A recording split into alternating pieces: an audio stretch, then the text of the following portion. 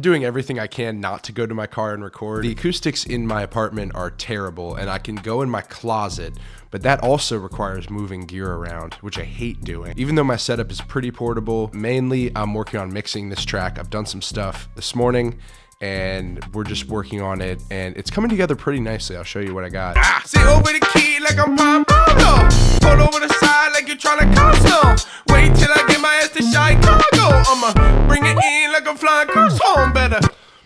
So I might change this, but I've got a plate with a short decay time on this part of the verse, and I feel like that goes really well. So what I did was I made another send. It's like my freaking 7th send, my 8th send actually, and I put this plate on it, but the decay time is only half a second, and it's cranked pretty high for that part of the verse. So I thought that was cool.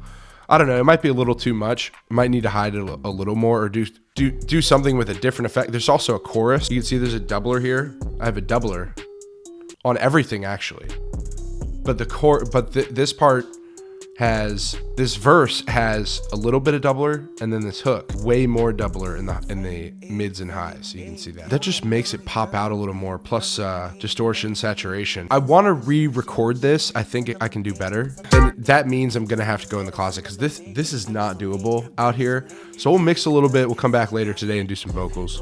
I'm only dropping music if I got it sounding right. It's a little too cool for me. So the little girl, bye bye bye. And what I've done lately is I've started putting a limiter on my master chain and just having it squash a little bit to like 3 dB at the loudest parts, because what that will do is you will get a good idea of loudness. You could also throw like an EQA down here and just do like, you know, just a little survey. It's a little too cool for me. So the little girl, bye bye bye. Of like where your song's at when you're mixing it. It's a little too cool for me. So the little girl, bye bye bye. Yeah, who you think you see I have a lot of low end going on, so I probably need to mix that better. It's a little too cool for me. So the little girl, bye bye. You can see if I mastered this right now, what Ozone would do would be boost my high end like way up. There's not enough high end. It's a little too cool. But look at all this, like, so the little girl, bye bye bye. Yeah, who you think you are, I'll do that right now actually. Let's work on that. So it's probably the bass. I mean, definitely the bass. Might be the kick a little bit. It's a little too cool for me. So let's just eat. What I'm gonna do is I'm gonna throw an EQ on the kick and the bass, and I'm gonna compare them. I'm making a group here, and I'm gonna throw Pro Q3 on it, and then I'll go to the kick, which is in the drum group, of course, and I'll throw Pro Q3 on it. But when you have Pro Q3 on 2 different instruments, you can compare the spectrums. Go to pre and post sidechain.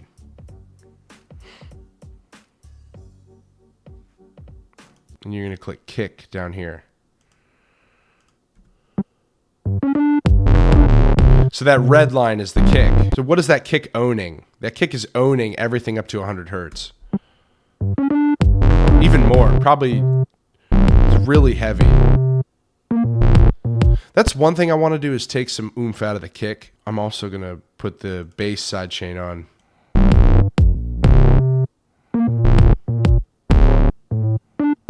We're going to make this dynamic. Right click, make dynamic. It'll only reduce this range at a certain level. See, this gray is the kick, and it's eating up a lot of where the bass is.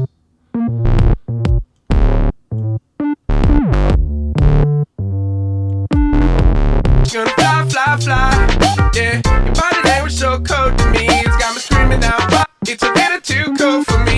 So the little girl, bye bye. Yeah, I'm only dropping music if I got it sounding right. So it sounds severely choked off. Let me see. Yeah, I'm only dropping music if I got it sounding right. Got it sounding right. This club is jumping, they should let me shut it down tonight. Yeah, I'm only dropping music if I got it sounding right. This club is jumping, they should let me shut it down tonight. You gave me spark like a plug and a light. It's like a surgery and wearing scars to the fight. Sit over the key like I'm Pablo. Pull over the side like you're trying to cuss. Oh, you can't go past 0.5. You can't go lower than that. Yeah, I'm only dropping music if I got it sounding right. This club is jumping, they should let me shut it down tonight. All right, so we're feeling decent about this. I have to add a good amount of vocals because you see these at the beginning.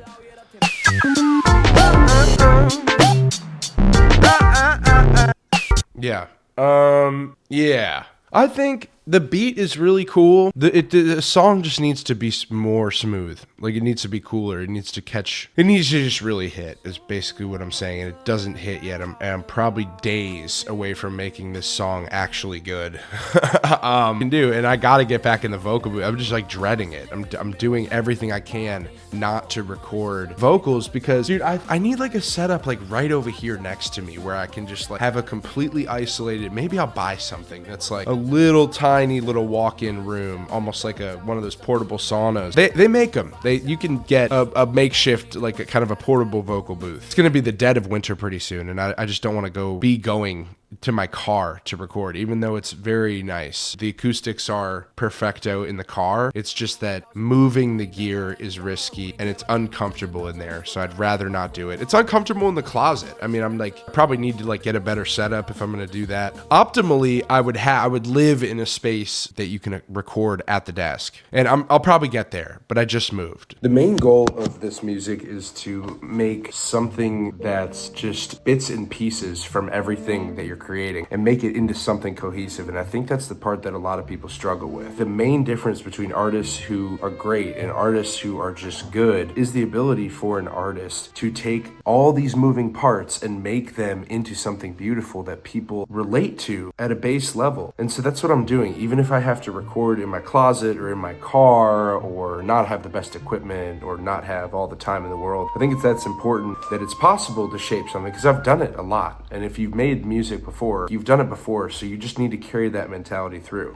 My phone had an alarm go off on it, so I had the phone turn off. I'll see you later this afternoon.